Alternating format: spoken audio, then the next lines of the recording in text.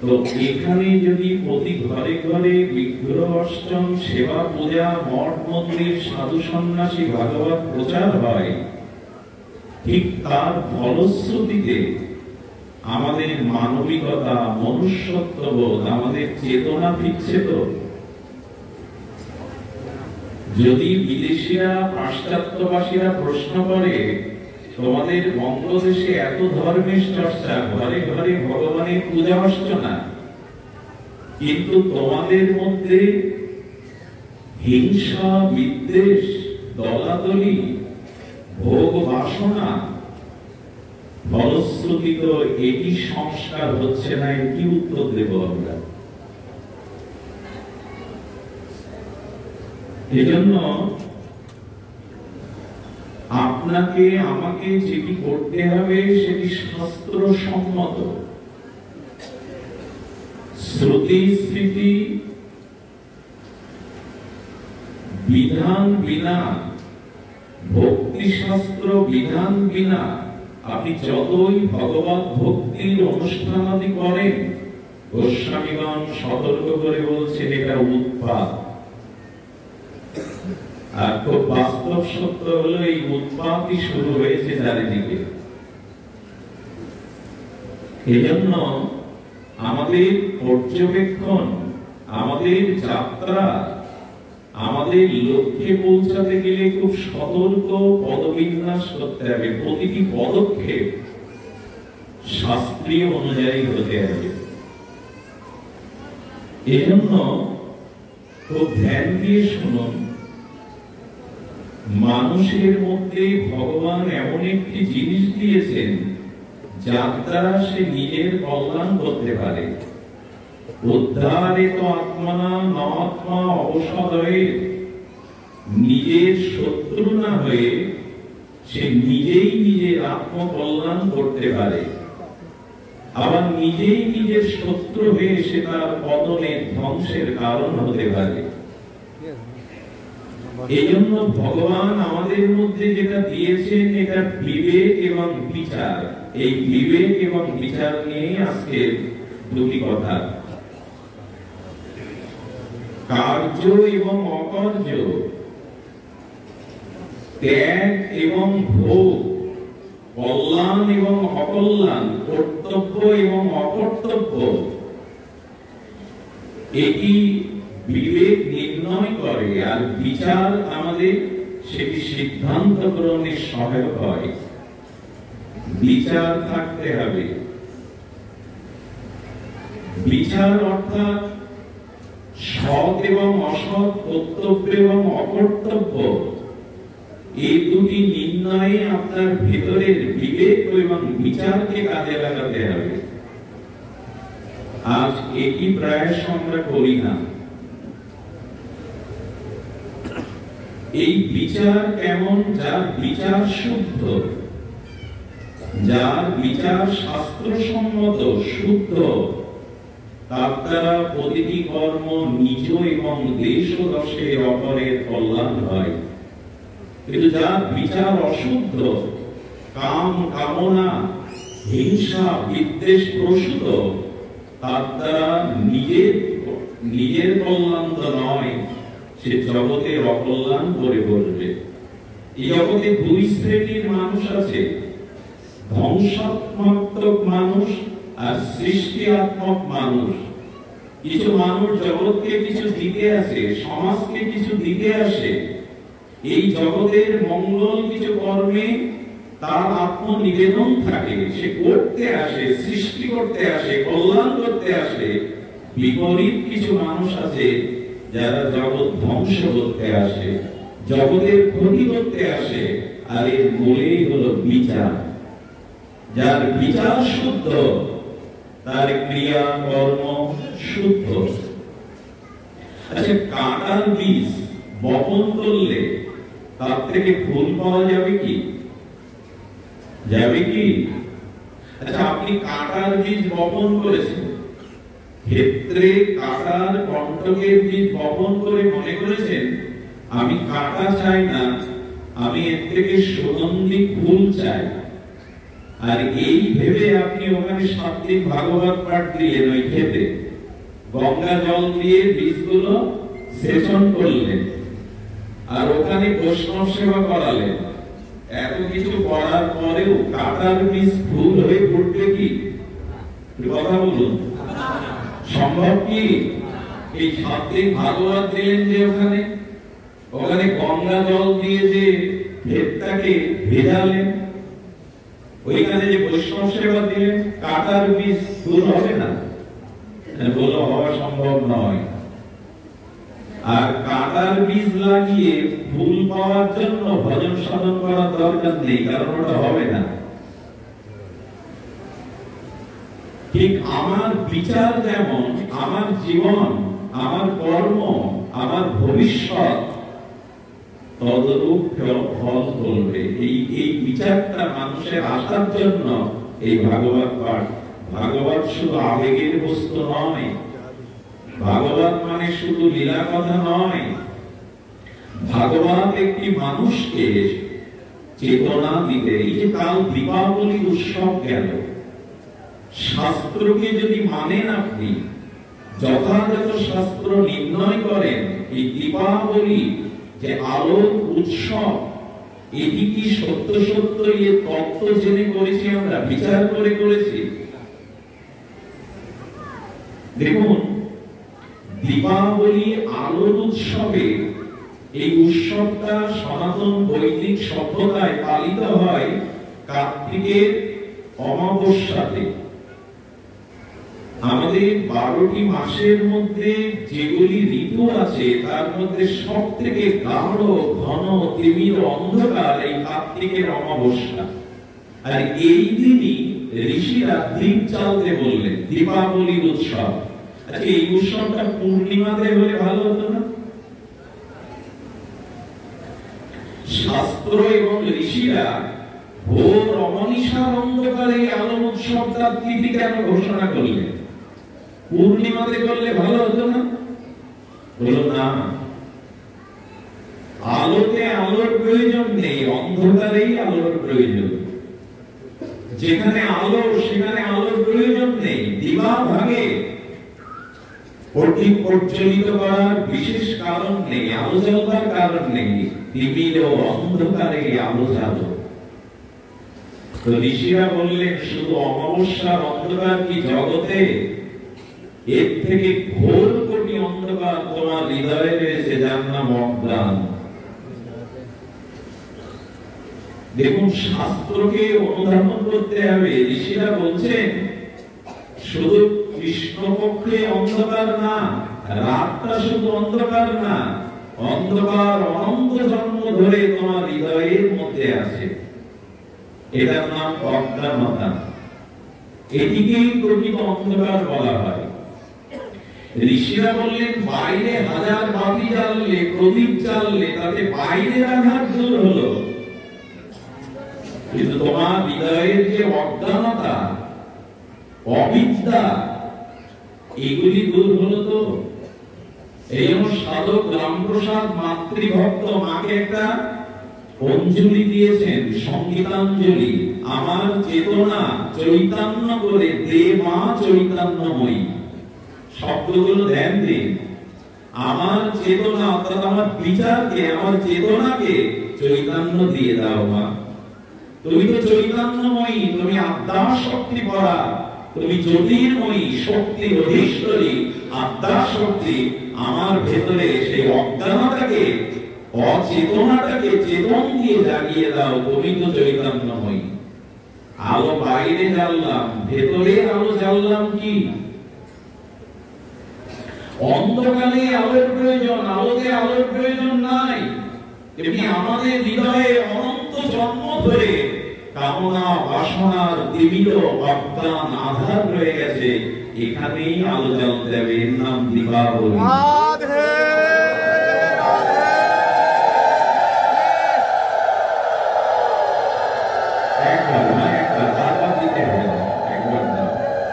এই যে দীপাবলির আলোর উৎসব কেন? তোমার ভেতরের এই বিচার বা চেতনার আলো জ্বালো। জানি না সে আলো আমরা জ্বেলেছি কিনা, সুধীজন, আমাদের সম্মুখে রাধা দামোদরের সম্মুখে মায়ের সম্মুখে আমরা যে দীপ দিচ্ছি তার কারণ আজকে ভগবানের উদ্দেশ্যে প্রীতিময় প্রদীপ জ্বালো, কারণ সামনে অন্ধকার আসছে। তোমার অন্ধকারেই তো আলোর প্রয়োজন, সামনে অন্ধকার কি? তৎপূর্বে একটা কথা আপনাদের বলি, আমরা যে বাতি বা প্রদীপ জ্বালাই, এই বাতি জ্বালাবার বিধানটা নাই, প্রদীপ জ্বালাবারই কথা বলা আছে। এখন মাটির প্রদীপ তৈরি করবার জন্য সময় আমাদের হাতে করি, মাটিটাই পবিত্র, মৃত্তিকার প্রদীপ জ্বালতে হয়, কিন্তু আমরা সহজে বাতি জ্বালাই, আপত্তি নাই। কিন্তু আগুন ভগবানকে দান দেই কেন? আমরা খুব লক্ষ্য করতে হবে, ওই হুল্লোড়ের মধ্যে আমরা এই কথা বুঝতে পারবো না। অগ্নি কখনো কাউকে দানের বস্তু হয়? আগুন কাউকে দান করা যায়? কথা বলুন, দানের বস্তু কি অগ্নি? ফুল, মালা, চন্দন, মিষ্টান্ন এগুলি দান করুন, ভগবানকে আমরা দান করি। এটা আগুন দান দিচ্ছি কেন ভগবানকে? আগুন কি দানের বস্তু হতে পারে? আপনাকে আমি আগুন দান করতে পারবো? হ্যাঁ, মরে গেলে পিতার মুখাগ্নি করে সন্তান, তার বিশেষ একটা কারণ আছে, কিন্তু অগ্নি কাউকে দান দেওয়া। তো দীপ দান কেন বলা হচ্ছে? ভগবানকে আগুন দেখাই তোমরা প্রতিদিন, প্রদীপের শিখাতে কি আছে? অগ্নি তো আছে। দীপাবলি সনাতন হিন্দুর একদিন নয়, প্রতিদিন প্রদীপ জ্বালতে হয়। মা বোনেরা প্রতিদিন ভগবানের সামনে মঙ্গল আরতি, সন্ধ্যা আরতিতে প্রদীপ জ্বালে। তো আগুন ভগবানকে দানের বস্তু হতে পারে? কেন যেন দান দেয়? একমাত্র পৃথিবীর মধ্যে এই অগ্নি উপাসক হিন্দুরাই, অন্য কোন ধর্মের মধ্যে, জাতির মধ্যে অগ্নি দিয়ে উপাসনার নাই, ব্যবস্থা নাই। এই জন্য অনেক জাতি, অনেক ধর্ম হিন্দুদের অগ্নি উপাসক বলে একটা গালি দেয়, এরা আগুনের পুজো করে। যে কোনো মাঙ্গলিক বৈদিক কর্মে প্রদীপ প্রজ্বলন করা ছাড়া, হোম যজ্ঞ ছাড়া কোন যজ্ঞ, কোন পূজা সম্পূর্ণ হয় না। এর কারণ কেন? এর কারণ আগুন কাউকে দান করা যায় না, কিন্তু প্রদীপের অনলটা, আগুনটা কেন দান দিচ্ছি রাধা দামোদরের উদ্দেশ্যে, সেটি জানতে হবে। পৃথিবীতে এখন সব দূষিত হয়ে গেছে, সব থেকে বেশি দূষিত হয়েছে মানুষ। পৃথিবীতে বায়ু দূষণ, শব্দ দূষণ, খাদ্য দূষণ, যা কিছু দূষণ বলে বেশি দূষিত হয়েছে আমরা মানুষরাই। আমার মধ্যে মনুষ্যত্ব, মানবতা, মানবিকতা, আর সারা পৃথিবীর দিকে তাকিয়ে দেখুন, পরিবেশের চারিদিকে তাকিয়ে দেখুন, পৃথিবীতে যে জাতীয় ঘটনাগুলো চোখের সামনে ঘটছে, আদৌ মানব সভ্যতা এখন দূষণেই পড়ে গেছে। পৃথিবীতে সব দূষণ হয়ে গেছে, বলতে গেলে বলতে হয় মানে আমাদের পুরাটায় একজন বিষ খেয়ে মরেনি, তো ডাক্তার আমাদের বললেন ও বিষে ভেজাল ছিল, বিষ ও নকল। এখন সবকিছু দূষণ হয়ে গেছে, একটা বস্তু পৃথিবীতে দূষণ হয়নি, হবেও না, হওয়ার সম্ভাবনাও নাই, এটা একমাত্র অগ্নি।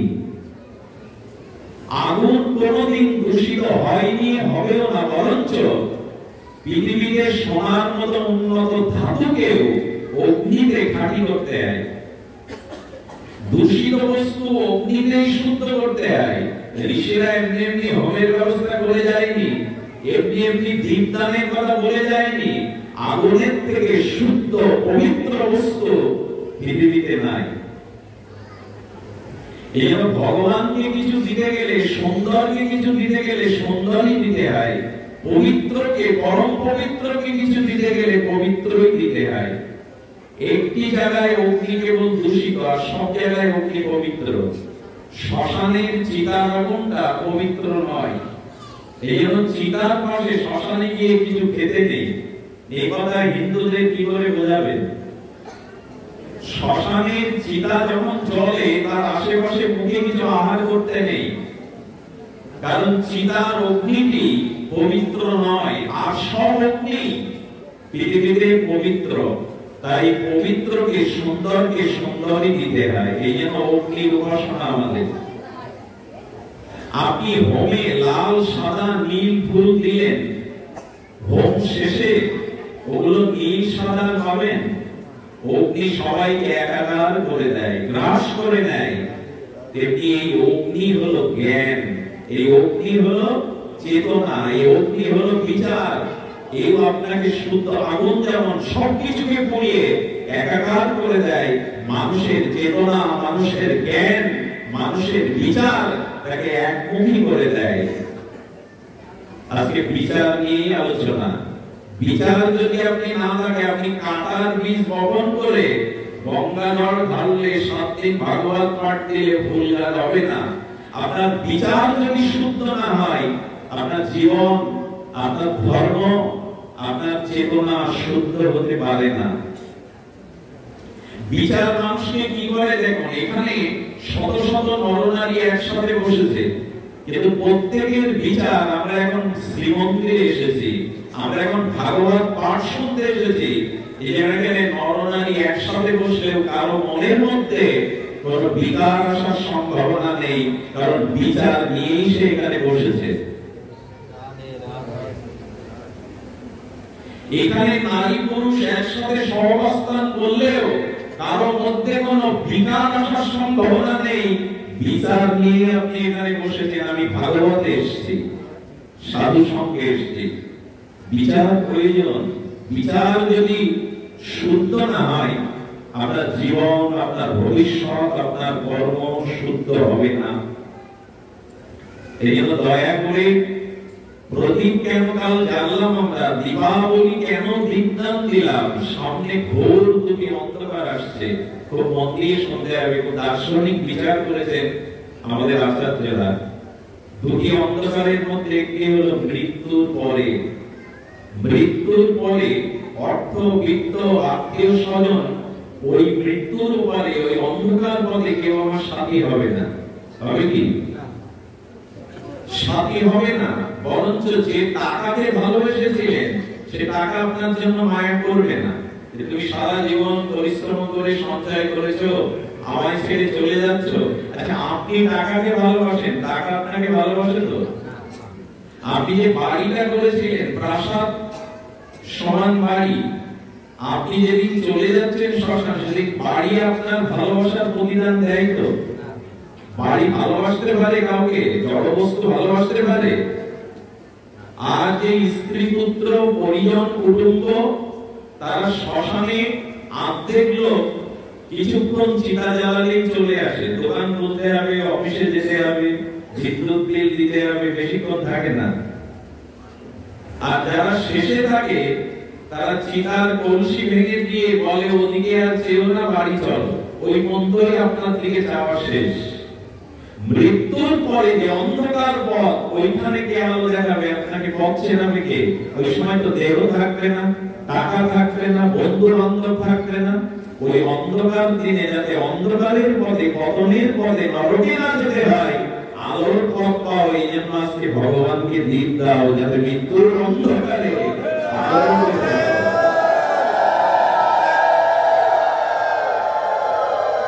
শুধু হরিবল দিয়ে হাত করে সমর্থন করলে হবে না, এই কথাটিকে বিচারে নিতে হবে। এই কথাটা বিচারে নিতে হবে যে মৃত্যুর পরে আমি এমন কোন কাজ করিনি যে আমি আলোর পথে যাব। এই জন্য আজকে ভগবানকে দীপদান দিয়ে নিজের বিচার, বিবেককে চালাতে হবে, প্রজ্বলিত করতে হবে, যাতে মৃত্যুর পর একটা শুভ গতি হয়, শুকর পুকুরে যেন না জন্মায়, আবার যেন পতন না হয় ওই 84 লক্ষ জনিতে। এই জন্য আলো জ্বালো, চেতনার আলো, বিবেকের আলো, বিচারের আলো। দ্বিতীয় আরেকটি অন্ধকার, সে অন্ধকার অনেক দিনের, অনেক গাঢ় অন্ধকার। পৃথিবীতে যত দুঃখ, যন্ত্রণা, রোগ, শোক, এর মূল কারণ মার গর্ভে আসা। তো ধ্যান দিতে হবে, কথাগুলো দার্শনিকদের কথা। মাতৃগর্ভে প্রবেশ করাটাই হলো সমস্ত দুঃখের কারণ। এই যে জন্ম, মৃত্যু, জরা, ব্যাধি, ক্ষুধা, পিপাসা, কর্মফল, এই অভিশাপ জন্ম না নিলে ভুগতে হতো না। মাতৃগর্ভের মধ্যে 10 মাস অন্ধকারে থাকি আমরা, ওইখানে কোনো আলো নেই। তাই আমি ভগবানকে দিক দিয়ে বলছি, তুমি আমার চেতনা, আমার জ্ঞানের আলো জ্বেলে দাও, যাতে এমন কর্ম করতে পারি যাতে পুনরায় আর মার গর্ভের অন্ধকারে আমাকে প্রবেশ না করতে হয়।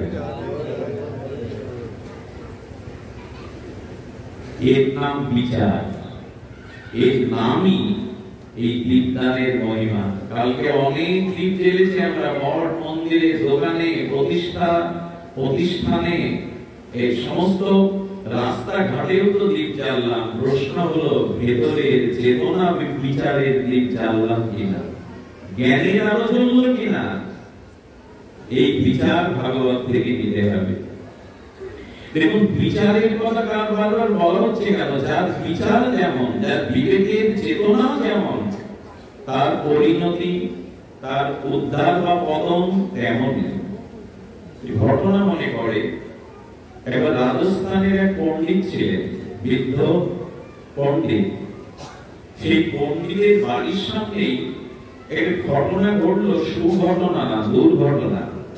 এক পতিতা, এক দেহপুজীবিনী, সে ওখানে একটা ঘর কিনে আর ওইখানে বিনোদনের ব্যবস্থা হলো, নাচ, গান, মদ, আর যেটা হয় পতিতাদের ওখানে দেহ ভোগের বাসনা নিবৃত্তির জন্য কত কত মানুষ আছে।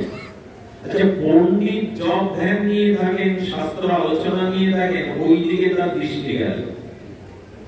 এই যে সব পুরুষগণ আসে, জোয়ান, মদ, ওখানে হাসি ঠাট্টা করে, এইটা ওনার মনে বিচারে ওইখানে যেটা উচিত নয়।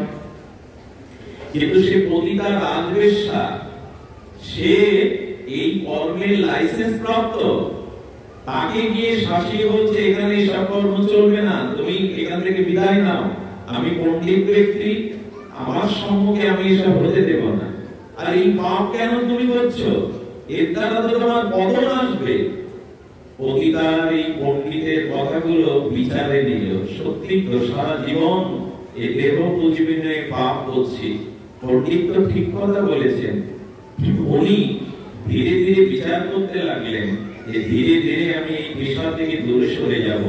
অনেক পাপ করেছি জীবনে। পণ্ডিতের চিন্তা করতে লাগলেন, পণ্ডিতের কথাগুলো চিন্তা করতে লাগলেন। একেবারে তো সঙ্গে সঙ্গে বন্ধ করা যায় না। পণ্ডিত চিন্তা করতে লাগলেন ওই পতিতার আর দরিদ্রের কথা। এগুলো মনের বিচার মানুষকে কোথায় নিয়ে যায়। উনি কখনো দেখছেন ভিড় লেগে আছে, কখনো দেখছেন লোক লেগে আছে। আর এই বিচার করতে করতে কিছুদিনের মধ্যে পণ্ডিতের মৃত্যু হলো।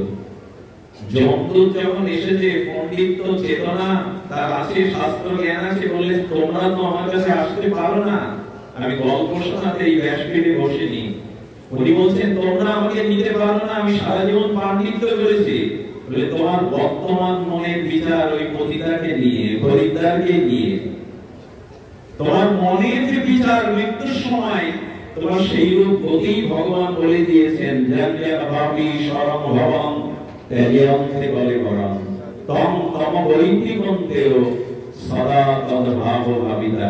কিন্তু পতিতা কি চিন্তা করছে?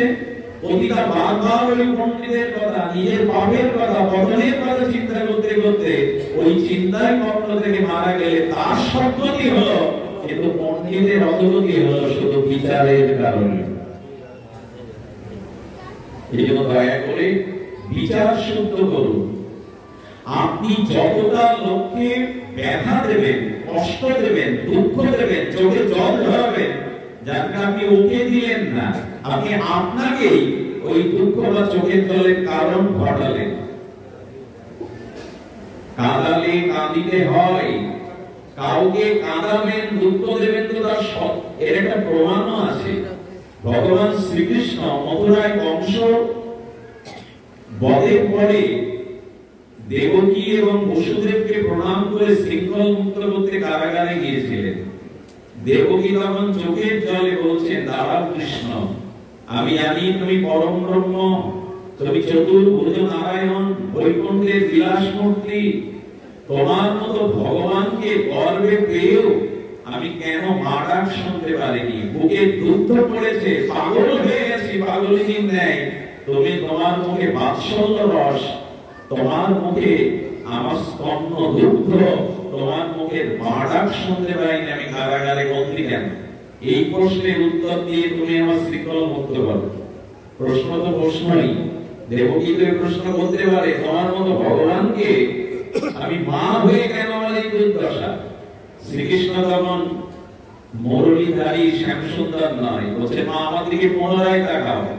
তাকালে ত্রেতা যুগের ধনুর্ধারী রঘুপতি রামচন্দ্র রূপে দেখা দিলেন। মনে পড়ে তুমি কইকেয়ী ছিলে, আমাকে 14 বছর বনবাসে পাঠাবার পূর্বে গর্ভধারিণী কৌশল্যা তোমার চরণে বহু কেঁদেছিল এবং তোমার দাসী হতেও চেয়েছিল, ভরতকেও রাজা করতে চেয়েছিল, কিন্তু রামের মুখে মা ডাক বঞ্চিত যাতে না হয় কৌশল্যা তোমার চরণ ধরে হাত ধরে কেঁদেছিল।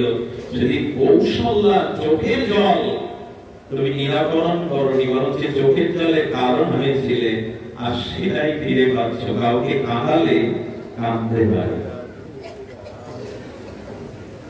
আচ্ছা, গঙ্গায় স্নান করলে পাপ দূর হয় কিনা? আছে কিনা শাস্ত্রে এটা? কারণ গঙ্গা হরিশ চরণচ্যুতা এবং মহাদেবের জটা জটা উদ্ভূতা। গঙ্গা দর্শনে, স্পর্শনে, স্নানে, অবগাহনে পাপ দূর হয়। সত্য পাপ নাশিনী গঙ্গা। কিন্তু সেই গঙ্গার গর্ভে জন্মগ্রহণ করে 100 জন্ম যে কখনো পাপ করেনি, পিতামহ ভীষ্ম সে সরসজ্জায় যন্ত্রণা পাচ্ছে কেন মৃত্যুর সময়? যার 100 জন্মে পাপ নেই, যিনি জ্ঞানী মধ্যে অগ্রগণ্য, যিনি তেজস্বী ব্রহ্মচারী, ভীষ্ম কেন ইচ্ছা মৃত্যুধারী ভীষ্ম, সে কেন স্বরের ওপরে অসন্তোষ অবস্থায় কৃষ্ণের অপেক্ষা করছে? কারণ কি? গঙ্গায় স্নান করলে পাপ দূর হয়, আর গঙ্গার গর্ভে জন্মিয়ে মৃত্যুর সময় শান্তি পাচ্ছে না পিতামহ দেবব্রত ভীষ্ম। কারণ কৃষ্ণ বলেছিলেন, ভীষ্ম 100 জন্ম তুমি তোমার পাপ করনি ঠিক, কিন্তু এই জন্মে তুমি পাপ দেখেছো। কি কথা দেখুন ভগবানের, বললেন পাপ দেখেছো তুমি। তোমার সম্মুখে কুলবধূ সতীসাধ্বী দ্রৌপদীর বস্ত্র হরণের ক্ষমতা দুঃশাসন রাখে না, যদি তুমি তোমার বিক্রম সেদিন এই প্রতিবাদ করতে। তোমারই সামনে পিতামহ একটা কুলবধূ, একটা সতীসাধ্বী নারী চিৎকার করছে তার লজ্জা নিবারণের জন্য, তুমি সেদিন নীরব ছিলে। পাপ না করলেও তুমি পাপ দেখেছিলে, এই জন্য ইচ্ছা মৃত্যু হলেও আজ তুমি মরণেও শান্তি পাচ্ছ না, অসন্তোষ তোমার চিত্তে। গঙ্গার গর্ভে জন্ম নিয়ে যার পাপ গেল না, আপনার আমার যাবে তো? এই জন্য বিচার চাই। আবেগে কিছু বললে হবে না, হই হুল্লোড় করে ভেসে গেলে হবে না। মধ্যস্থ শ্রী ভাগবত পুরাণ ঠাকুর মশাই বলেছেন, বিচার করিয়া মনে ভক্তি রস আস্বাদনে। এই ভক্তি রস যদি আস্বাদন করতে চাও, নিজের কল্যাণ করতে চাও, বিচার চাই। আর বিচারক হলেন ভাগবত শাস্ত্র। বিচারক চাই এবং বিচার চাই। এই জন্য যার মনের বিচার যেমন, ভাবনা চেতনা যেমন, তার গতি প্রকৃতি তেমন। শুধুমাত্র এই প্রসঙ্গে একটা কথা বলি। দেখুন, আজ আমরা ভগবানের পূজা অর্চনা, উপাসনা, আরাধনা করছি। আপনাদের কাছে এই কথাটি শোনার জন্য বিনীত নিবেদন করছি। আমরা ভজন পূজন করলেও কাঙ্ক্ষিত প্রেম ভক্তি কেন পাচ্ছি না? চিত্ত শুদ্ধি কেন হচ্ছে না? কামনা বাসনা থেকে আমরা নিস্তার কেন পাচ্ছি না? সেটির কারণ হলো সকাম উপাসনা। খুব মার্মিক কথা, হৃদয় দিয়ে শুনলে দুপায়ে এগিয়ে যেতে পারবেন। ভগবানের সামনে আপনি ছেলের চাকরির জন্য যাচ্ছেন, ভগবানের সামনে গিয়ে আপনি উপাসনা করছেন, পূজা আরতি করছেন, প্রার্থনা করছেন ছেলের চাকরির জন্য। আসলে আপনি ভগবানের কাছে যাননি, আপনি ছেলের চাকরির কাছেই গেছেন। মাধ্যমকে রেখেছেন, যন্ত্ররূপে রেখেছেন সামনে ভগবানকে। আচ্ছা, উপাসনা শব্দের অর্থ কি? উপযুক্ত আসনা ইতি উপাসনা। উপমানে নিকটে, আর আসনা মানে নিকটে বসা, উপাসনা মানে ভগবানের নিকটে যাওয়া। আমি ছেলের চাকরির জন্য, নিজের অসুখের জন্য মন্দিরে গেলাম, আমি ভগবানের নিকটে গেলাম না ওই কামনা বাসনার নিকটে গেলাম? কোনটা হবে? কোনটা হবে বলুন? কামনা বাসনার নিকটে গেলাম। তো ভগবানের কাছে গেলাম কেন? গেলাম এই জন্য যে ভগবানকে যন্ত্র বানিয়েছে যে তুমি আমার কামনা বাসনা পূর্ণ করো। এতে আর যাই হোক ভক্তি পাবেন না, এতে আর যাই হোক প্রেম পাবেন না।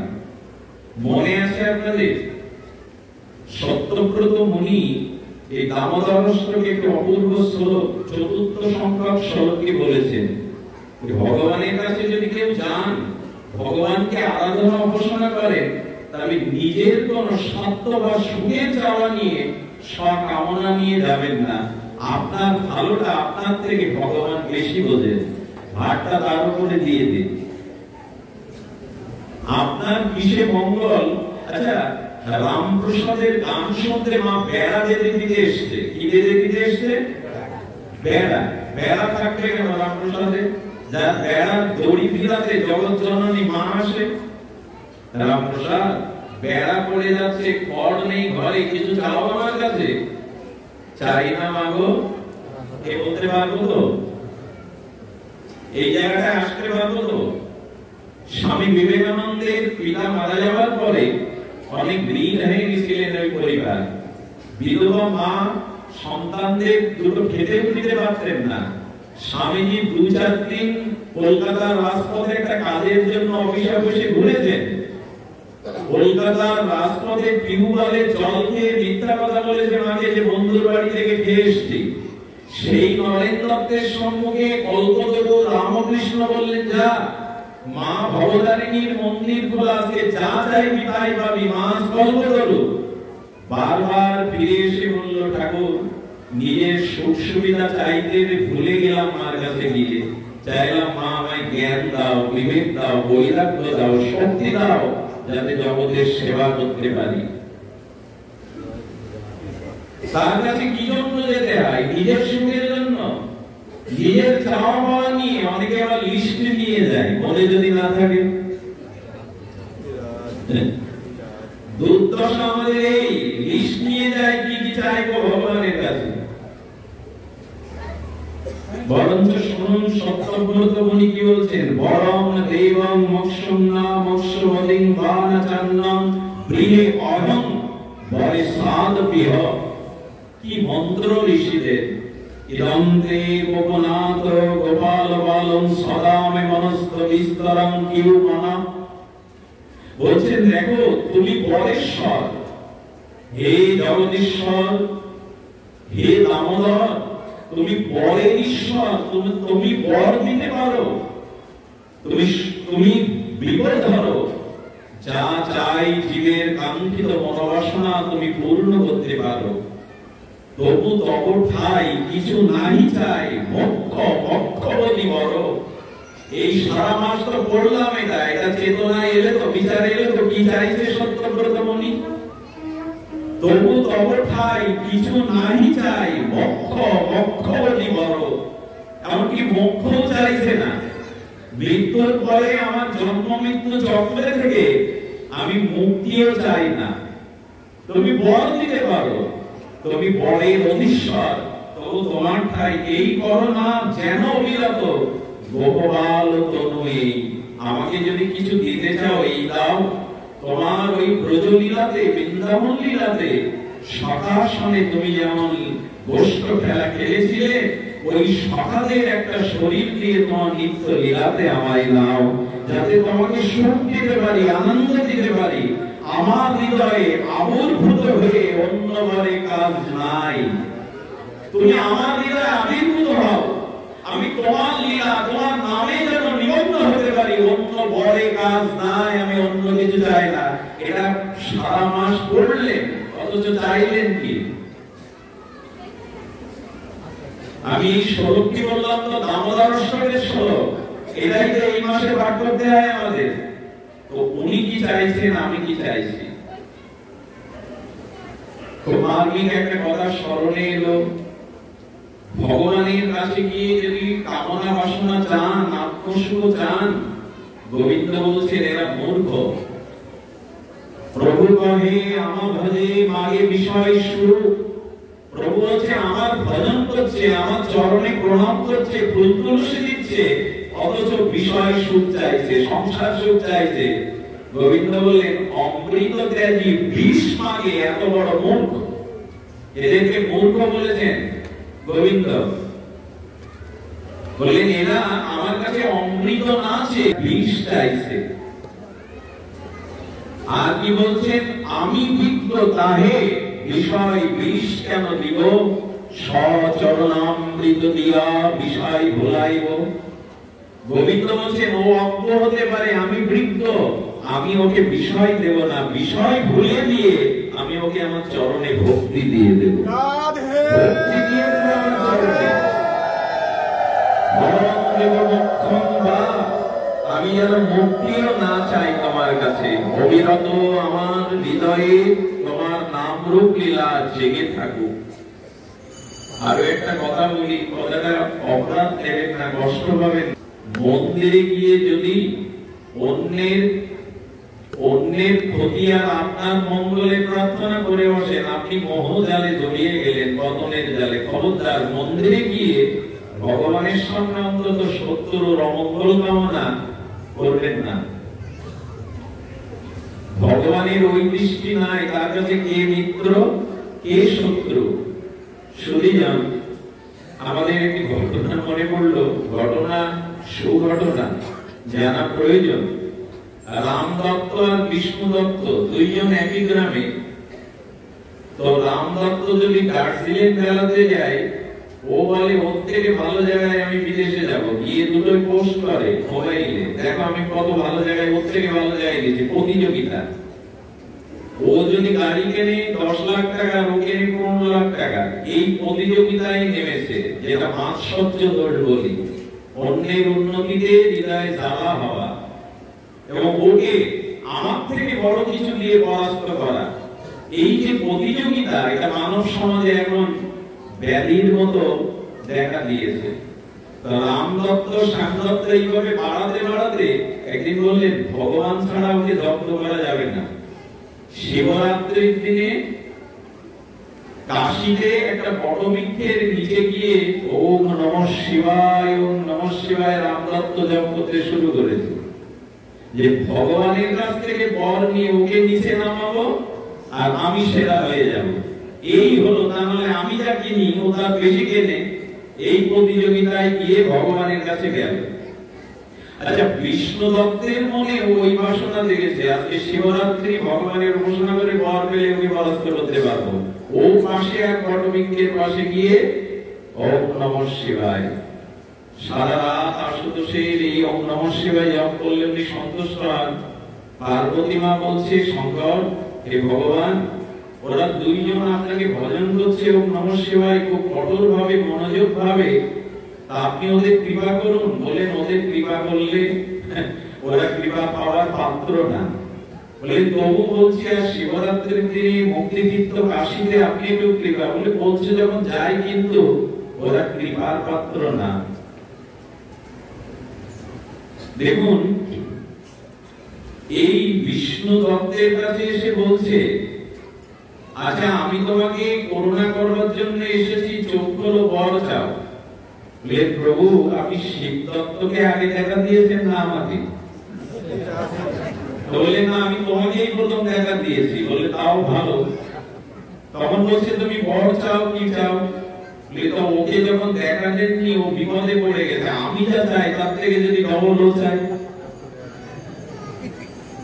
আমি যা চাই তার থেকে যদি ডবল চাই, তাহলে তো আমি হেরে গেলাম। কার জন্য এই উপাসনা করছি, এই তপস্যা করছি? বুদ্ধি করে বলছে প্রভু ঠিক আছে, এই পথ দিন, ও যা চাই তার থেকে আমার যেন দ্বিগুণ হয়। তথাস্তু। আশুতোষ তো যাকে তাকে পথ দিয়ে বসে। এবার শিব দত্তের কাছে গিয়ে দর্শন দিয়ে বলছে বর চা। বলে প্রভু আগে আমাকে দেখা দিলেন না আগে ওকে? বলে আগে ওকে দেখা দিয়েছি। ও কি চেয়েছে দয়া করে যদি বলতেন।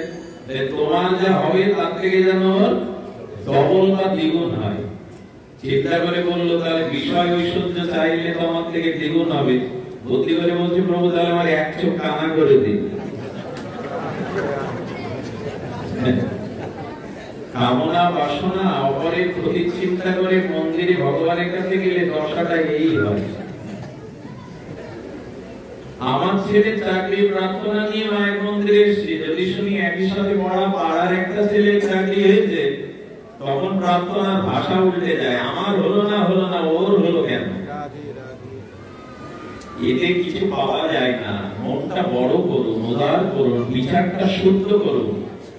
আপনি জগতের যত মঙ্গল করবেন, অন্যের যত কল্যাণ চিন্তা করবেন, আপনার কাছে ততোধিক কল্যাণ তখনই আসবে। এই সহজ বিচারটা আজ আমাদের মাঝে নাই। হিন্দু ধর্মে এত জাতি বিদ্বেষ কেন? পাঁচটা পাঁচ ঘর হিন্দু থাকলে মিল নেই কেন? এরা কেউ কারোর কল্যাণ দেখতে চায় না। জাতি হিংসার মধ্যে হিন্দুদের অগ্রাধিকার অনেক উপরে। মহাভারতের যুদ্ধ এই এক গোষ্ঠীর মধ্যে, দুই ভাইয়ের মধ্যে হয়েছিল, বাইরে কারোর সাথে না। সেই যুদ্ধটা আজও থামিনি এই সনাতন ধর্মে। এই বঙ্গদেশে এখনো সনাতন হিন্দু ধর্মের যে বল ছিল, শক্তি ছিল, বিদ্যা ছিল, অর্থ ছিল, এদের যা সম্পদ ছিল, এরা যদি একত্রিত হয়ে একে অপরের মঙ্গল চাইতো, এই জাতির অনেক কল্যাণ হতো। হিন্দুদের বিষ্ণু মন্দির, কালী মন্দির, শিব মন্দির, ওরাখান্দির মন্দির, সৎসঙ্গের মন্দির, সব মন্দির আছে, নেই শুধু মিলন মন্দির। এক জায়গায় মিলিত হবে এই মন্দির আমাদের নাই। এই জন্য বিচার করতে হবে। ভাগবত মানে আবেগ তাড়িত কোনো জিনিস নয়। ভগবানের কাছে নিজের কোন সুখের বাসনা না নিয়ে আমাদের যে মন্ত্র ঋষিরা শিখিয়েছিলেন সেই মন্ত্রই বলা উচিত। সর্বে ভবন্তু সুখিনা, এইটুকু এত উদার মন্ত্র পৃথিবীতে আর আসেনি। হে প্রভু, সকলের মঙ্গল করো, সকলকেই সুখী করো, সকলের কল্যাণ করো, সবাই যেন নিরোগ হয়। এটাই তো সনাতনের আদর্শ। এই জন্য বিচার শুদ্ধ করতে হবে। তবে বিচার শুদ্ধ করতে গেলে প্রয়োজন হলো যার বিচার শুদ্ধ হয়েছে, যার চিত্ত নির্মল, যিনি দেশ ও জাতি সকলের কল্যাণের জন্য নিজেকে নিবেদন করেছেন, এই তৎজাতীয় মানুষের সঙ্গ পাওয়া। সাধু সঙ্গ ব্যতীত, শুদ্ধ বিচারশীল বিবেকশীল মানুষের সঙ্গ ব্যতীত আপনার ভিতরে এই চিন্তা জাগতে পারে না, পারা সম্ভবপর নয়। দেখুন, আমি অনেকবার বলতে চেয়েছি, বোঝাতে চেয়েছি, হয়তো পারিনি। আপনি আপনার ভেতরে যে আত্মা আছে ভগবানের, সেই আত্মা কি বলে জানেন? বিবেক এবং বিচার দিয়ে, সাধনা দিয়ে কান পাতলে ওই আত্মা বারবার বলছে, ওগো তুমি তোমার দেহকে সাজাচ্ছ, আমি যে কঙ্কাল হয়ে যাচ্ছে আমাকে তো সাজাবে না। আরাধনা দিয়ে, হরিনাম দিয়ে, শুদ্ধ চিন্তা দিয়ে, ভগবানের ভজন দিয়ে দেহটা সাজালে সারা জীবন, আমি যে আত্মা তোমার মধ্যে আসে আমাকে তো সাজালে না। এই কথা শুনতে পাই তো। আত্মা ডেকে ডেকে আমায় বলছেন, এত খাদ্য দেহকে দিলে, আমার খাদ্য যে হরি কথা হরিনাম, ওই আমাকে তো তা দিলে না। এই বাণী শুনতে পাই তো আমরা। আত্মা বলছে, আমি যে জায়গায় পৌঁছাতে চাই, যে লক্ষ্যে যেতে চাই, তুমি সেই পথে কেন আমাকে নিয়ে যাচ্ছ না? এই বাণীগুলি আমরা শুনতে পাই না। এই বিবেকের বাণী, আত্মবাণী, চেতনার বাণী আমাদের শুনতে গেলে সাধু সঙ্গ করতে হবে। মহৎ সঙ্গের মাধ্যমে আমাদের এই চিন্তা, এই চেতনা জাগাতে হবে। আর এর জন্য চাই উপাসনা। দেবটা দামোদর ব্রত, এই জন্য আমরা উপাসনার কথা কিঞ্চিত একটু আস্বাদন করি। আপনারা জানেন যে এই যে নমামি ঈশ্বরং সচ্চিদানন্দ রূপং লাসত কুণ্ডলং গোকুলে ভ্রাজমানাম, এই গোবিন্দ, এই পরব্রহ্ম, রসব্রহ্ম, অখিল সর্বজীবের পরমাত্মার পরাবস্থা স্বয়ং সচ্চিদানন্দ ঘন ঈশ্বর তিনি আজ ব্রজের দ্বারে দ্বারে ঘুরছেন কেন? ব্রজে ভ্রাজমানম, এই লসত কুণ্ডল আর স্বর্ণ কুণ্ডল মুখে সচ্চিদানন্দ ভগবান মধ্যমাকার পরিচ্ছিন্ন শিশু হয়ে আজ ব্রজবাসীদের দুয়ারে দুয়ারে ঘুরছে কেন? এর বলেই হলো ব্রজবাসীদের কৃষ্ণ প্রীতি বাঞ্ছা, সুখ বাঞ্ছা। আত্মন্দিরের সুখ ব্রজবাসীদের নাই। ব্রজবাসীরা নিজের সুখ চায় না, তারা ঘর বেঁধেছে, আত্মীয় পরিবার বর্জনের সাথে আছে, এর কারণ গোবিন্দকে সুখ দেবে বলে। আজ ভাগবতের বিচার হলো এইটা, ভগবানকে সুখ দাও, নিজের সুখের দৃষ্টি দিও না, আত্মসুখ এদিকে দৃষ্টি না দিয়ে কৃষ্ণ সুখের দিকে দৃষ্টি দাও। আর এটা একমাত্র দৃষ্টান্ত ব্রজ বৃন্দাবনে। আচ্ছা, যশোদা মায়ের দাসদাসীর সংখ্যা অনেক, হাজার গানি। উনি রাজমাতা, উনি নন্দগেহিনী রাজমাতা, উনি কৃষ্ণ জননী। ভোরবেলা ব্রাহ্ম মুহূর্তে স্নান করে তিলক করে মালতীর মালা দিয়ে খোপা বেঁধে কেন গোপালের জন্য নিজে দধি মন্থন করছেন? নির্মন্থন কর্মান্তর নির্মন্থন দধি, উনি নিজে কেন দধি মন্থন করছেন ভোরবেলা? দাসদাসী দিয়ে করাতে পারত। এই দেখুন, দাদা দামোদরের এই শিক্ষা দিচ্ছে বলতে, ভগবানের সেবাটা অন্যকে দিয়ে করো না, চাকর বাকর লোকজন ধরে করো না, নিজে হাতে করো। আচ্ছা মা, সন্তানকে গর্ভধারিণী নিজে সেবা না করে যদি অন্য মায়েরা সেবা করে, মায়ের মন ওঠে তো? মা মনে করে আমার খোকা ক্ষুধা যায়নি, এটা মায়ের বাৎসল্য প্রীতির একটা স্বভাব। অন্য মা তাকে যতই খাওয়া, মায়ের মন সন্তুষ্টি হয় না। এই জন্য যশোদা চিন্তা করলেন, গোপাল ননি চুরি করার কারণ হলো দাসদাসীরা ওকে যতটা মাখন ননি খেতে দেয়, ওর উদরে ক্ষুধা থাকে, ক্ষুধা কাতর হয়ে বাঁচা আমার অন্যের ঘরে যায়। এবার থেকে আমি এই দধি মন্থন করে আজ থেকে গোপালের মুখে আমি দেব। যশোদার প্রথম শিক্ষা, গুরু সেবা, গোবিন্দ সেবা, ভগবত সেবা লোকজন দিয়ে করো না, নিজে হাতে করো। আমি আপনাদের একটা কথা একটু সতর্ক করি, আজকাল অনেক জায়গায় টাকা পয়সা থাকলে বাড়িতে মানুষ মন্দির করছে।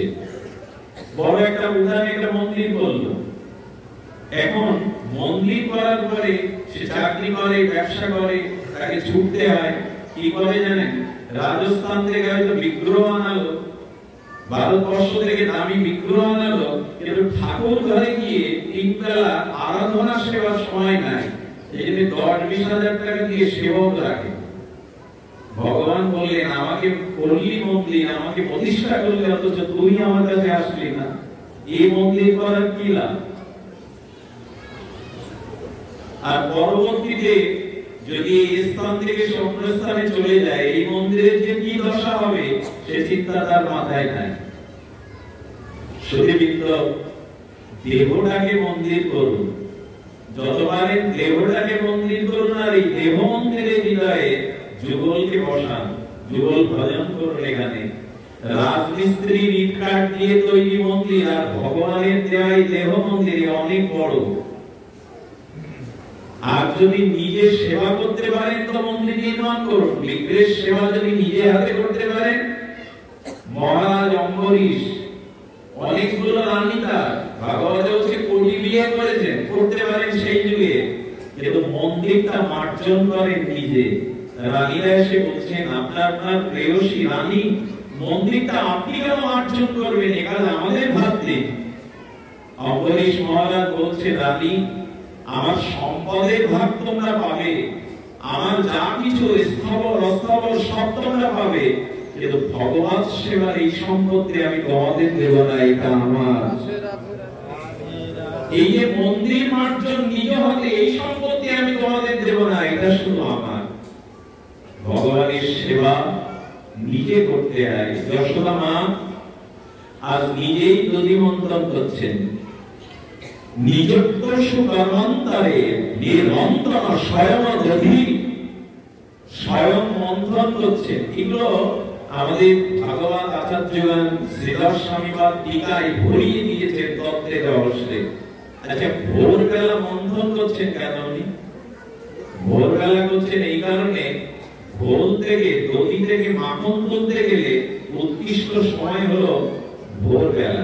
আচ্ছা, যদি বিকালে মন্থন করেন দুধটা টক হয়ে যাবে, ঘোলটা বিষ হয়ে যাবে, মাখন আর আস্বাদন হবে না। যশোদা সংকেত দিচ্ছে ভজন যদি করতে হয় সকাল সকাল শুরু করো, পরে আর হবে না, টক হয়ে যাবে।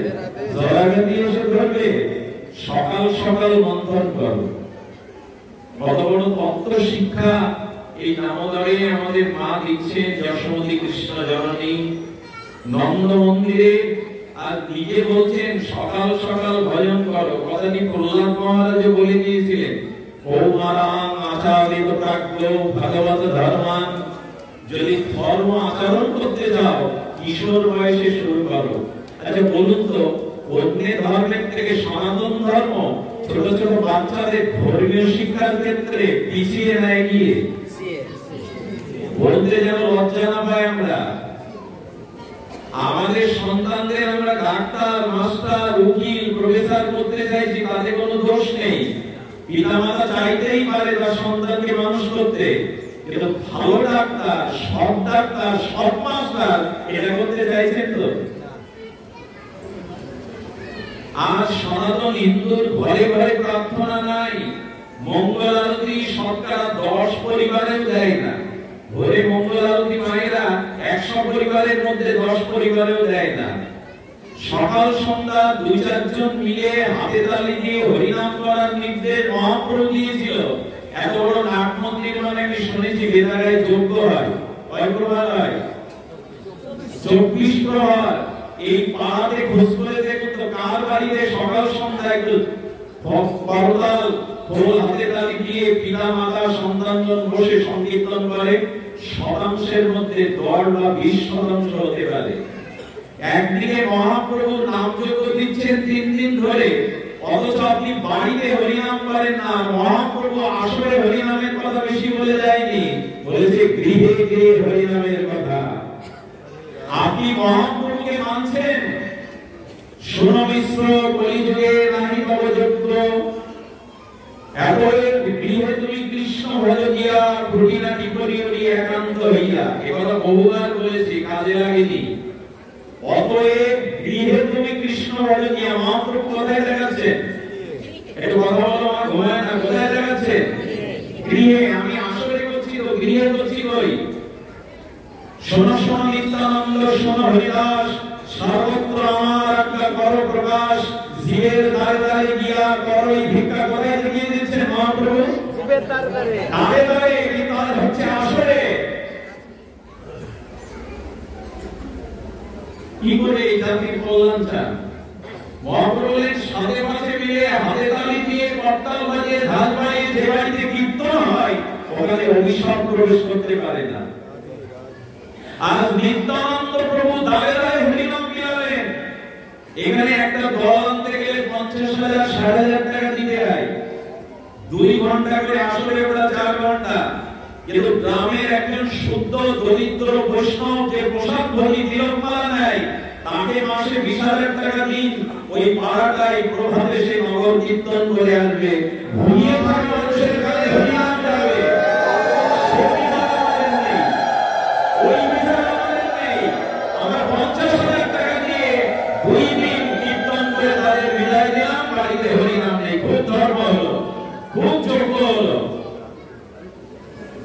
যোগ্য মানে 24 প্রহার, যোগ্য মানে 56 প্রহার। নাম সংকীর্তন যশ, নাম জপ করাটাই হলো শ্রেষ্ঠ যোগ্য। মহাপ্রভু বললেন হরে কৃষ্ণ কৃষ্ণ কৃষ্ণ হরে হরে, হরে রাম রাম রাম হরে হরে। প্রভু কহে কহিলাম এই মহামন্ত্র, ইহা গিয়া জপ সবে করিয়া নিরন্ধ। এই মানে রূপায়ণ অর্জন করেছেন। ঘরে বসে 8 মালা 16 মালা করে জপ করতে মহাপ্রভু নির্দেশ দিয়েছেন। যজ্ঞের বিরোধী আমি নই, কিন্তু যজ্ঞ দ্বারা এই যজ্ঞের মাধ্যমে আমাদের ঘরে ঘরে হরিনাম পৌঁছাচ্ছে, তো যেটা মহাপ্রভু নিতাই চাঁদ চেয়েছিলেন। আর এই ভূমিকায় মায়েদের ভূমিকা অনেক বেশি। মায়েরাই গৃহকে মন্দির করতে পারে, গৃহকে স্বর্গ তৈরি করতে পারে। যে মা প্রভাতে উঠে যশোদার মতো ভগবানের সেবার ব্যবস্থা করে, ওই ঘরে অমঙ্গল আসে না। কোথায় আছে সেই আদর্শ? কোথায়? এক মাস ব্যাপী ভাগবত হবে, বড় বড় বক্তা আনবো আমরা, আর এই কথা শুনে ভালো লেগে বাড়ি যাবো, অথচ আচরণে বিচারে পরিবারে আধ্যাত্মিকতা আমাদের জীবনে প্রতিফলন হবে না। এই অনুষ্ঠান করে লাভটা কি হলো? এজন্য ক্ষমা করবেন, 30টা বছর ধরে, সেই 9 বছর বয়স থেকে আরো প্রায় 40টা বছর ধরে মানুষের দ্বারে দ্বারে প্রতিদিন রাত জেগে গিয়ে এই কথাগুলো চিৎকার করে বলতে চেয়েছি, কিন্তু না, আমরা জানাতে পারিনি। আমরা ঘরে ঘরে আজ সনাতনের প্রার্থনা সংকীর্তনের ব্যবস্থা করতে পারিনি, করেছি যজ্ঞে। আরো একটা দুর্দশা দেখবেন, 11টা বাজলে আর যজ্ঞের কমিটির লোকজন, ভগবান তোমাকে ডেকে এনেছি নবদ্বীপ থেকে, গৌরহরি তুমি থাকো আর রাধা মাধব তুমি থাকো, আমরা বাড়ি গিয়ে ঘুমাই। এই হয়েছে দুর্দশা। একটা দিনের জন্য ভগবানকে ডেকে এনে রাজ্যে রাজ্যে করতে পারে, আমি নেই এখানে। কত ব্যথা পেতে হয়।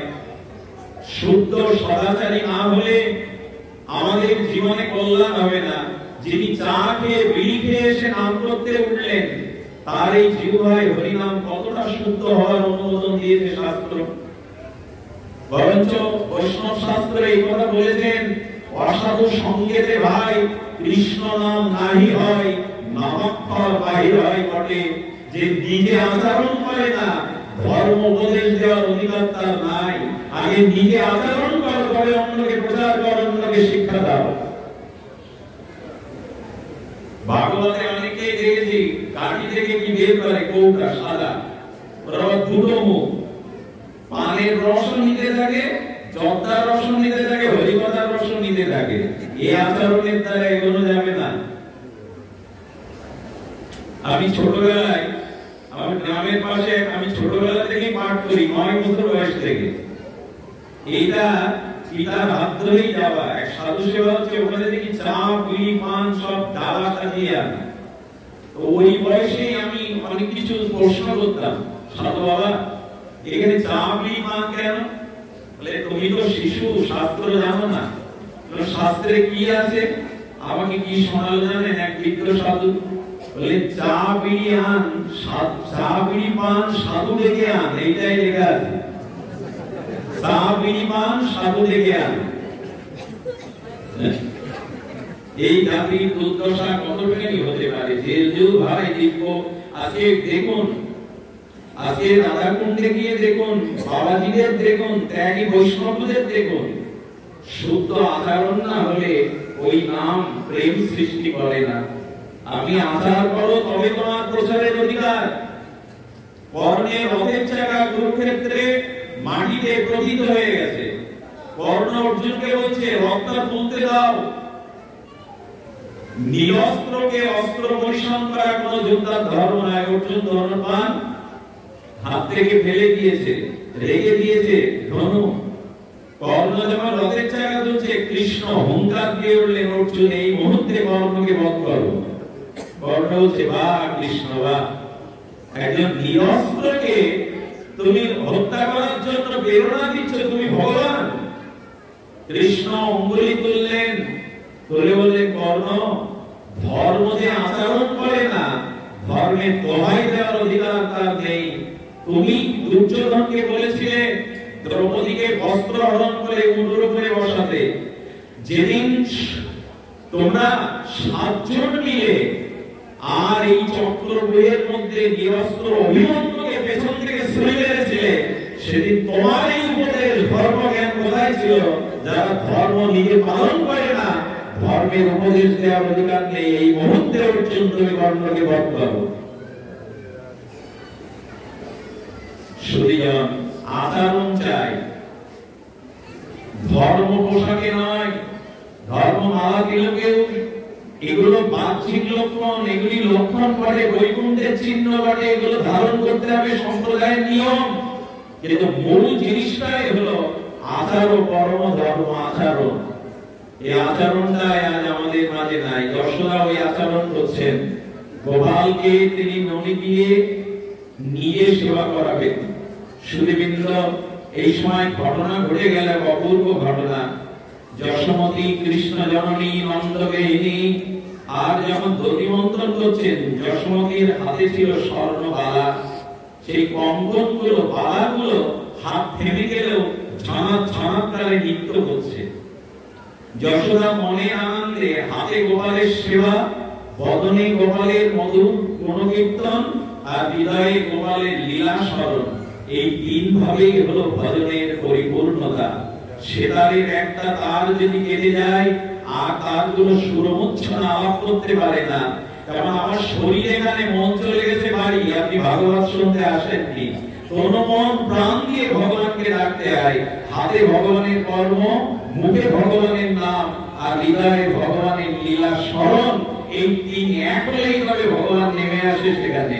যশোদা যখন হাত দিয়ে দধি মন্থন করছেন, ঝানাত ঝানাত করে আর কঙ্কনগুলো নৃত্য করছে, যশোদা ভাবাবেশে প্রশ্ন করছে, আমার বালা হয়ে তোরা কেন নৃত্য করছিস? বালা উত্তর দেয়, যশোদার বিবেক উত্তর দিচ্ছে, ভাগবত উত্তর দিচ্ছে, ও মা, হাত তো সকলের ভগবান দিয়েছে। এই হাত দিয়ে বাড়ির পোষা কুকুরটাকে খাওয়াই, স্নান করাই, সাবান মাখিয়ে দেয়, গাড়ি করে ঘুরতে নিয়ে যায়। এই হাতে কত অপকর্ম করি, কত দুষ্ট কর্ম করি, এই হাতে করে কত নেশা নিভান করি, কিন্তু এই হাত দিয়ে পিতামাতা গুরুদেবের চরণ ধুয়ে দেয়নি। এই হাত দিয়ে ফুল তুলসী রাধা মাধবের চরণে দেয়নি। এই হাত দিয়ে আর ভগবানের আরতি কখনো দেখায়নি। তাই আজকে আনন্দ, যে হাতে গোপালের সেবা হয়, গোবিন্দের সেবা হয়, আমরা সেই হাতের অলঙ্কার হতে পেরে আজ আনন্দে নৃত্য করছি। আশীর্বাদ করো, যে হাত সব কর্ম ভগবান সেবায় ব্যয় হয়, আমি যেন সেই হাতের অলঙ্কার হতে পারি। আচ্ছা, হাতের অলঙ্কার কি মা? 5টা সোনার আংটি পরা, হীরের আংটি পরা, হাতে সোনার বালা পরা। এখন আমি মারা গেলে বা আপনি মারা গেলে না যান সে প্রার্থনা করি, দেখবেন আপনার পুরনো কাপড়টা যে বিছানায় মারা গেছেন ওই বিছানাটা চিতায় দিয়ে দেবে, হাতের কঙ্কনটা আর ওই যখন দেয় ছাতি লাঠি কাটা বলে কি এগুলো বাবা ভালোবাসতো, মা ভালোবাসতো, এগুলো সাথে দাও। অথচ কঙ্কনটা বালাটা কান্নার মধ্যে খুলে নেয়। এত চালাকি আমাদের, এদের জন্যই আপনি জীবন যাপন সঁপে দিয়েছেন, অথচ কঙ্কনটা কান্নাকাটির মধ্যে খুলে দেবে। এটা হাতের অলঙ্কার, ওগুলো তো খুলে নেবে বলার পরে, কিন্তু যে হাত দিয়ে ভগবানকে দেখেছেন, সাধুগুরুকে সেবা করেছেন, ওই অলঙ্কার খোলার ক্ষমতা জগতে কারো নাই। এই অলঙ্কার হাতে পড়ান, হাত দুটো দিয়েছে শুধু নিজের কর্মের জন্য নয়, অন্যের কল্যাণ, দান, ধ্যান, ভগবানের অর্চনা, এগুলি হাত দিয়ে করুন। যশোদার কানের দুল নৃত্য হচ্ছে। যশোদা বললেন, আমার কানের দুল হয়ে তোরা কেন নৃত্য করছিস? কানের দুল কথা বলে না, কিন্তু টিকাকার কোন বলছেন, যশোদার বিবেক বিচার বলছে, ও মা, এই কানে কেন নৃত্য করছি দুল হয়ে? কারণ এই কানের ভূষণ, এই কানের অলঙ্কার হলো কৃষ্ণ কথা শোনা। গোবিন্দ অবশ্য বলেছেন, সব সখীকে বার করিতে নেব, তোমার বেলায় নেব সখী তোমার কানের। এটা কি জগতের শোনা? কানের দুল যার কানে, গোবিন্দ তার বার করবেন। শোনা মানে যিনি কৃষ্ণ কথা কানে শোনেন, এই কৃষ্ণ কথা শোনা কান যার। আরে আমাদের এক ভক্ত গোবিন্দকে দর্শন দিলেন, গোবিন্দ দর্শন দিলে মুচুকুন্দ রাজা বলে বর যা, বলে 10,000 কান দাও। গোবিন্দ বললেন, এরকম বর তোমার কাছে কেউ চাইনি, 10,000 কান চাইছো কেন? 10,000 কান তো দেখে দিলে ধরবে না, বলে দুটো কানে 10,000-এর ক্ষমতা দাও। বলে কি করবে? বলে দুটো কানে তোমার কথা শুনে, লীলা শুনে পিপাসা মেটে না, যাতে 10,000 কানে তোমার নাম রূপ লীলা শুনে আস্বাদন করতে পারি। 10,000 কান বলে আর কিছু চাইবে? বলে হ্যাঁ, কানে ছিদ্র যেন সাগরের মতো হয়। এই আবার কেমন চাওয়া? বলে সাগরে যত নদ নদীর জল প্রবেশ করুক, সাগর বলে না আমি আর নিতে পারছি না, সাগর ছাপিয়ে যায় না। অসংখ্য নদী প্রবাহের স্রোতধারা যদি সাগরে মেশে, সাগর পূর্ণতা পায় না, সাগর স্থির থাকে। তেমন অনন্ত কোটি জন্ম তোমার নাম রূপ লীলা কানে গেলেও যেন কানে ছিদ্র বুঝে না যায়, কানের ঘুরানি পড়িতে না হয়। আমাকে এই বর দাও।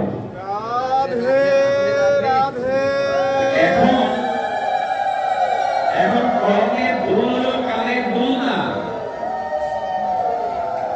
তবে আমাদের বৈদিক সংস্কারে আছে কান ফোড়াতে হয়। বড় বড় রাজারা, ক্ষত্রিয়রা দেখবেন কান ফোড়ায়, এটা একটা সংস্কার আছে।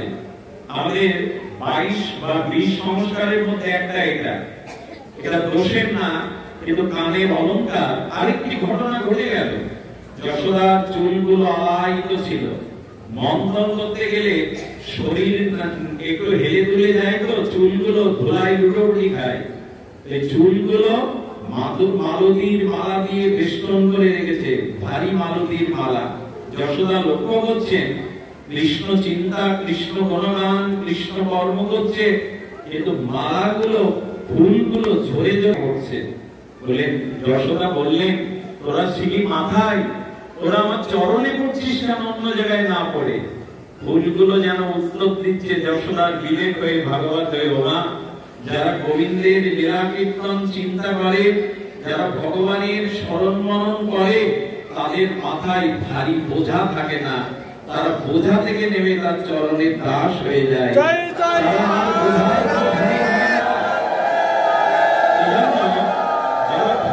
চিন্তা করেন, তাদের মাথায় ওই মুহূর্তে সংসারের বোঝা থাকে না।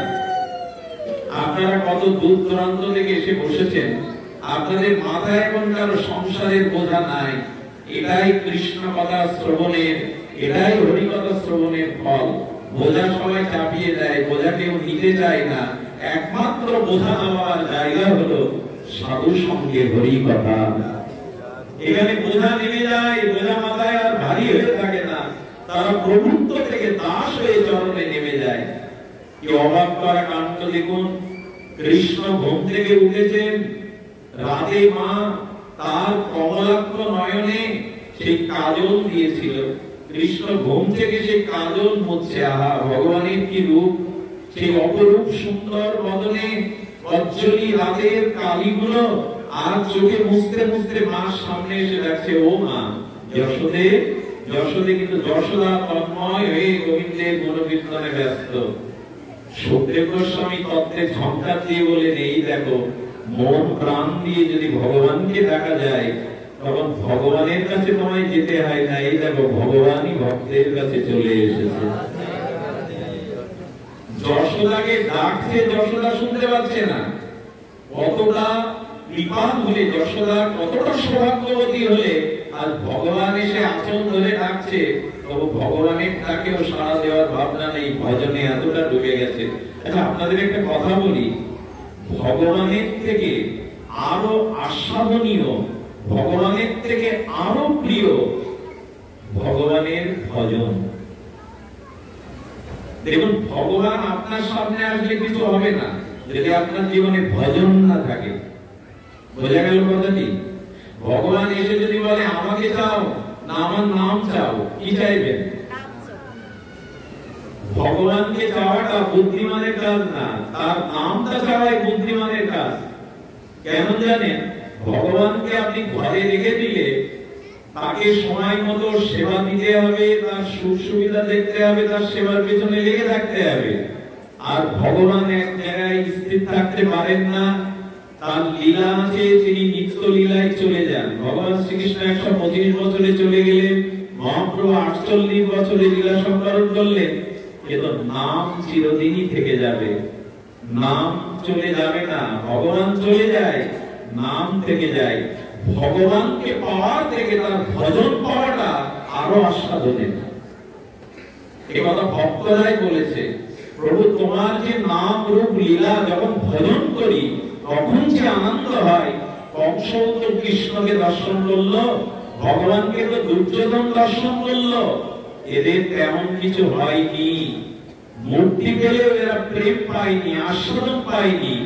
এই জন্য আজকে যে হরি কথা আমরা শুনছি, হরি নাম শুনছি, এটা ভগবানের পাপ থেকে বড় যদি শ্রদ্ধালু হয়ে আস্বাদন করা যায় হরি কথা। আরে ধ্রুব মহারাজকে দেখা দিয়েছে ভগবান, ধ্রুব বলছে আমি তোমাকে চাই না। আরে কি অবাক করার কথা, তো ধ্রুব আমাকে চাও না তো কি চাও তুমি? বলে কিছুই চাই না, আপনাকেও চাই না। কি মজার কথা। বলে কাকে চাও? ভক্তি প্রহদান মোহ হিমে প্রসঙ্গ। বলে প্রভু আপনাকে চাই না, আপনার শুদ্ধ ভক্ত যার হৃদয়ে ফুল্ল ধারার ন্যায় অন্তঃলীলা হয়ে আপনার নাম রূপ লীলা তরঙ্গ বইছে, তোমার সেই প্রিয় অনুরাগী ভক্তের চরণে বসে তার মুখে আমি তোমার কথা শুনতে চাই, তোমার লীলা শুনতে চাই, তোমাকে চাই না। কি চাইলেন ধ্রুব? তোমার প্রিয় কোন ভক্তের চরণে বসে তোমার অসমর্থ মাধুর্যময় নাম রূপ লীলা শ্রবণ করতে চাই, তোমাকে পেয়ে কি হবে? গোবিন্দ বলছেন আসলে তুমি শিশু, তাহলে আমাকে পেতে পেয়েছো, আবার তুমি সাধনে ফিরে যেতে চাইছো। সাধ্য বস্তু তো আমি, আর শ্রবণ কীর্তন হলো সাধন। সাধ্য বস্তু পেয়ে কেউ সাধন চায়? তখন ধ্রুব বললেন প্রভু আপনি ঠিক বলেছেন, আমি শিশু। তবে আপনাকেও একটা কথা বলি, যার মুখে গহ্বরে দ্বন্দ্ব নাই, শিশু, তার কাছে একটা ইক্ষুদণ্ড আগ দিলে সে চর্বণ করে রস পেতে পারবে? আমি তো শিশু, আমি তোমার মহিমা কি বুঝবো? তোমার ভক্তরা যখন ভক্তির দ্বারা অনুরাগের দ্বারা তোমার নাম রূপ লীলা ভজনের দ্বারা নিষ্কাশন করে রস আমাকে দেবে, শিশুদের ওটাই ভালো। তোমার রস পান করা, আগ দিলে শিশু রস নিঃশ্বাসন করতে পারবে না। আচ্ছা ধ্রুব, তুমি মুক্তি চাও না? এই জন্ম মৃত্যু চক্র থেকে, ওই সব থেকে মুক্তি চাও না? আমি মুক্তি চাই না, মুক্তি আমার পেছনে ছুটে বেড়াবে। 5 বছরের বালকের ভগবত জ্ঞান। বলে কি করে? বলে প্রভু যাদের মদিরা পান করা অভ্যাস, মদ, তারা সন্ধ্যার কালে 1-2 বোতল মদ খেয়ে নেয়, খেয়ে ওই দুলতে থাকে, মদে মাতাল হয়ে দুলতে থাকে।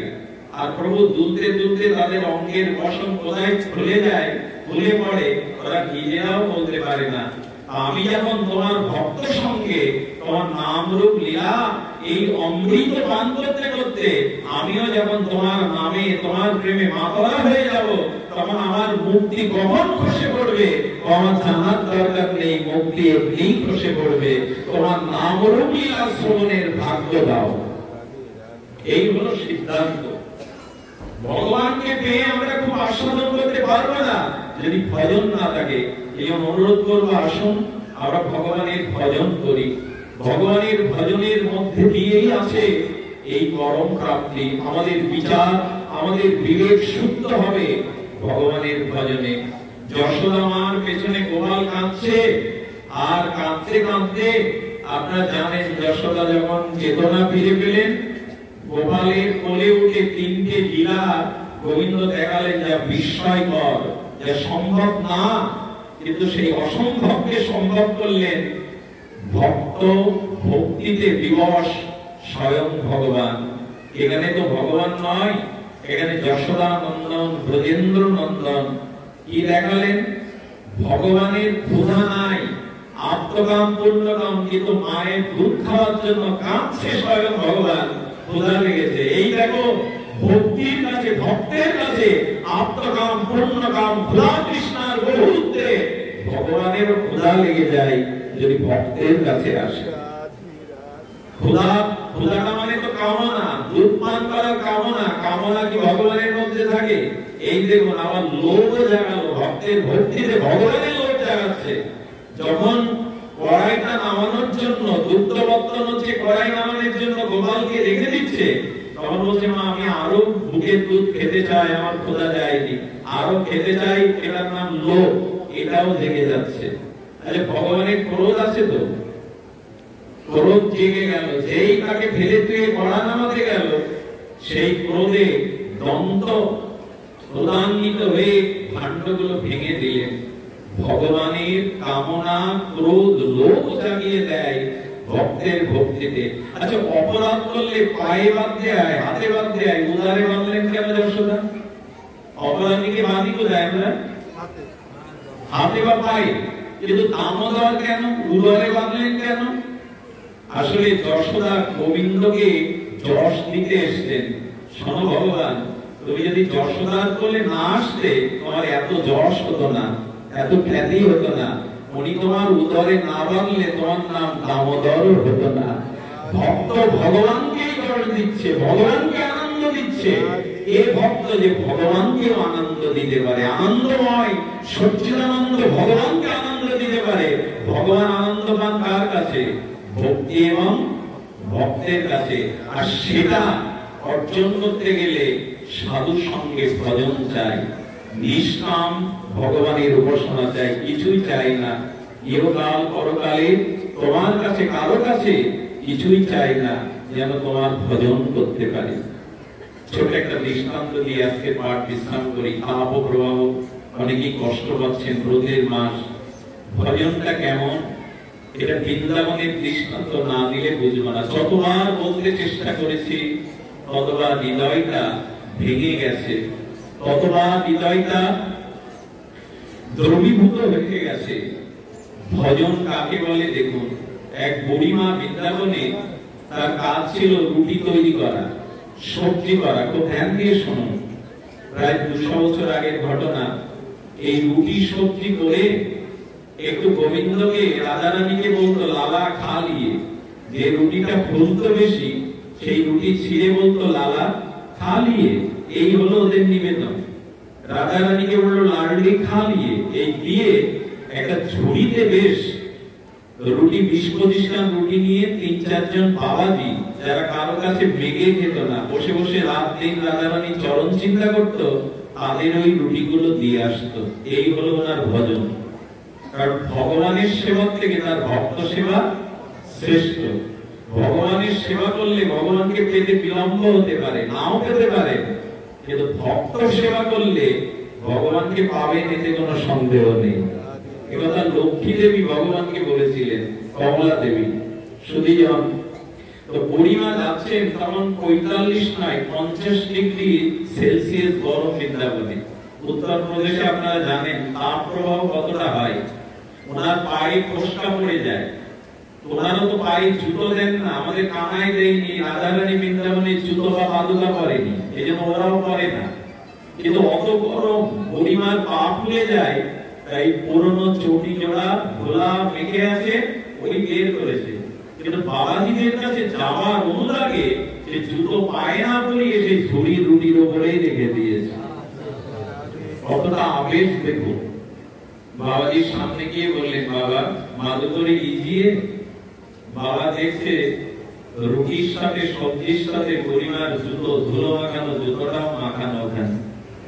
বাবাজি বলছেন, ভোগ নেই আমার, ক্ষুধা নেই, নিয়ে যাও। 2 দিন ওই একই ভাবে এসেছেন, ওই জুতো ঝুড়ির উপরে।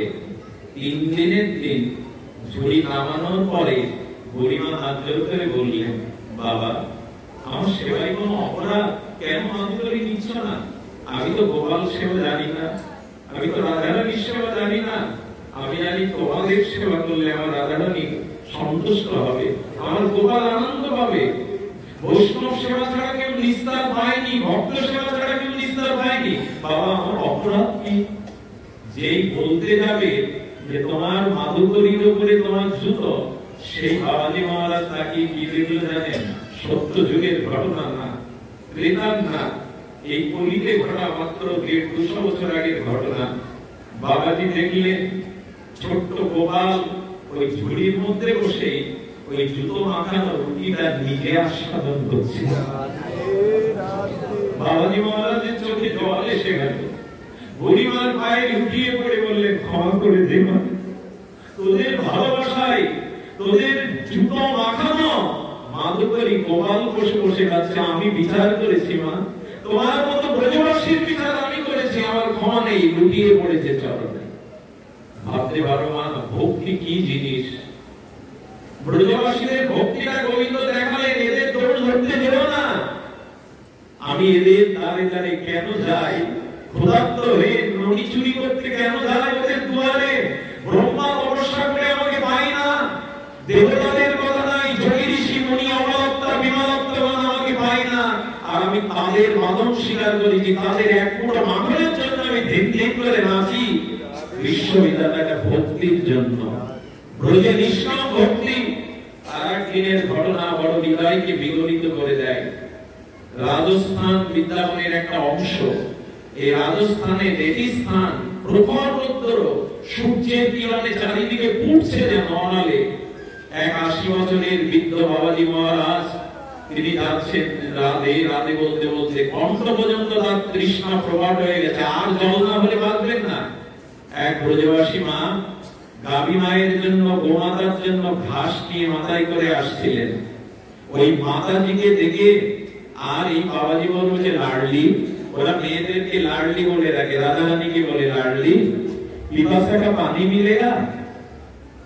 ওই বাবাজি মহারাজ 80 বছরের বৃদ্ধ, দেখছে কাঁপছে, শরীরে বল নাই, তৃষ্ণায় কণ্ঠ পর্যন্ত। তখন ব্রজমা বলছেন, नहीं बाबा, यहाँ से पिपासा का पानी नहीं मिलेगा, दूर गांव से जाना पड़ेगा। সেই গ্রামটা 5-6 কিলোমিটার দূর। বাবা ধপাস করে বসে পড়লেন, হে রাধে, আমার জীবন তবে এখানেই বিশ্রাম নেবে। আমি জানি জল না হলে আমি বাঁচবো না, এখানেই পড়ে রইলাম। জয় রাধে বলছে। ওই মাটা কিছুটা 2-4 পা এগিয়ে গিয়ে আবার পিছিয়ে এলো, ঘাসটা মাথা থেকে লাগালো, বাবাকে হাত ধরে টেনে তুলে বলছে, বাবা খুব পিপাসা। হ্যাঁ রে মা, একটু জল না হলে আমি বাঁচবো না, খুব পিপাসা তোমার।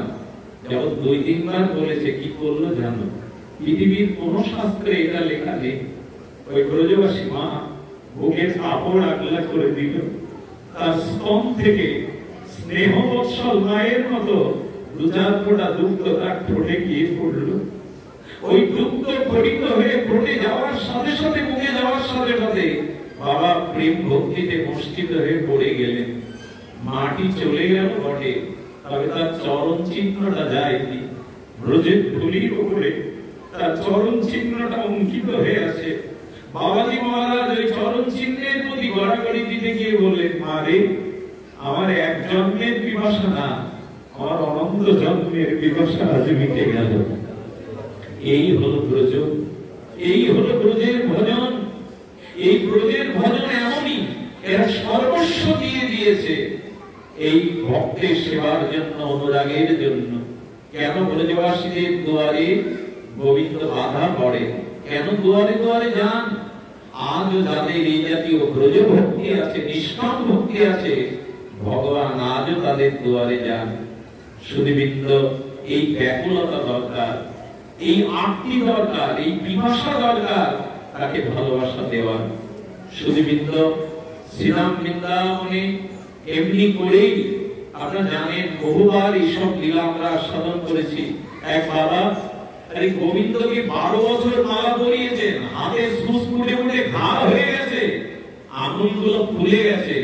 তার স্বাদ ছিল এই, 12 বছর আমার গোপালকে মালা করালে গোপাল নিশ্চয় আমার দেখা দেবে। 12 বছর পর অভিমান নিয়ে বলছেন, আমি যে তোমায় মালা পরালাম 12টা বছর ধরে, দেখা তো দিলে না, স্বপ্নেও তো একদিন বললে না আমার মালা তুমি পেয়েছো কিনা, গ্রহণ করেছো কিনা। অভিমান অনুরাগে বললেন, তোমাকে মালা আর পরাবো না। আমি যদি এই মালাটা রাধারানীকে পরাতাম পর্ষণাতে, করুণাময়ী রাধা কৃপা করে দিত।